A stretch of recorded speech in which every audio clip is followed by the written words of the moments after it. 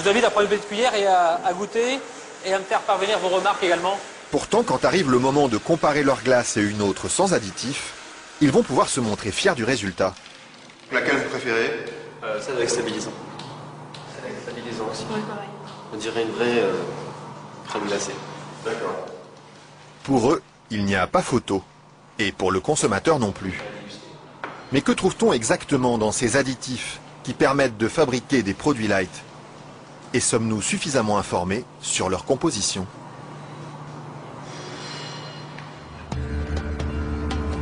C'est à Vilvoorde, à quelques kilomètres de Bruxelles, que nous sommes allés chercher les réponses.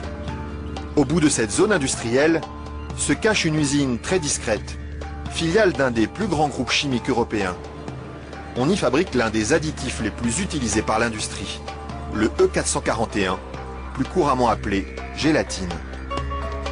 Et le responsable commercial de l'usine, Michel Vandenberg, n'est pas peu fier de nous montrer tout ce qu'on arrive à fabriquer avec son produit miracle. Alors je vais vous montrer quelques exemples des principales applications de la gélatine. On a naturellement le secteur alimentaire qui est l'application la plus importante au niveau mondial.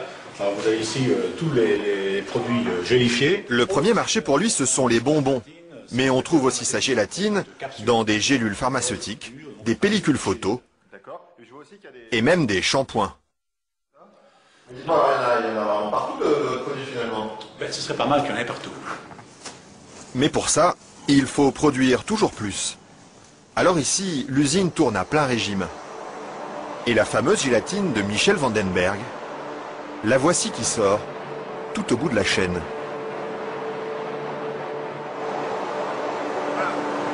Ça c'est la fameuse gélatine. Ça c'est la gélatine. Ce sont ces spaghettis qui collent aux doigts. Il faut à peu près 3 à 4 jours pour arriver jusqu'ici. De la préparation de la matière première jusqu'à le séchoir ici. 3 ou 4 jours de transformation dans les entrailles d'une usine où ces immenses cuves remplies d'acide et d'eau bouillante font régner une moiteur tropicale. Et au milieu de cette atmosphère étouffante, il y a un détail qui frappe le visiteur et qui pénètre jusque dans les locaux les plus protégés de l'usine. C'est pourquoi ça? Ah, c'est les odeurs. Ils sont mauvais les îles? Dépend, ça dépend.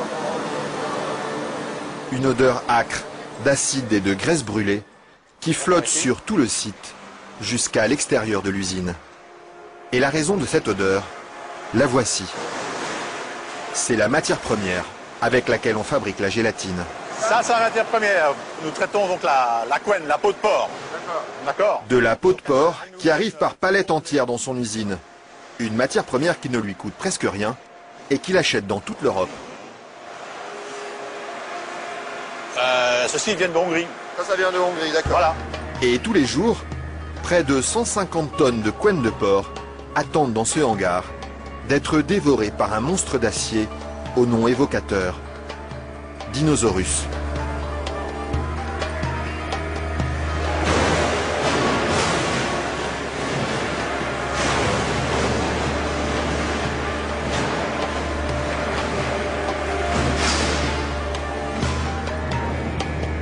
Grâce à cette matière première bon marché, Michel Vandenberg parvient à vendre sa gélatine à moins de 5 € le kilo.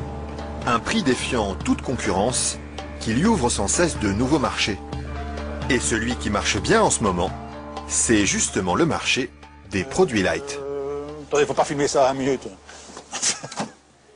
Mais voilà, ceci qui est un beurre allégé, 40%. Alors un fromage frais, 0% matière grasse. Et chez lui, on trouve même les plus grandes marques. En marque Danone, taille fine. Une mousse liégeoise de chez Auchan. Voilà, une mousse de la laitière. Alors un produit Weight Watcher, donc avec moins de matière grasse, donc pour stabiliser le produit, pour maintenir l'onctuosité des produits, on utilise la gélatine. Un produit que les industriels n'hésitent pas à utiliser en grande quantité. Le seul problème, c'est qu'ils oublient parfois de l'écrire sur les étiquettes. In Produkten, die aussehen, als hätten sie gar nichts mit Tier zu tun, befindet sich zum Beispiel Gelatine.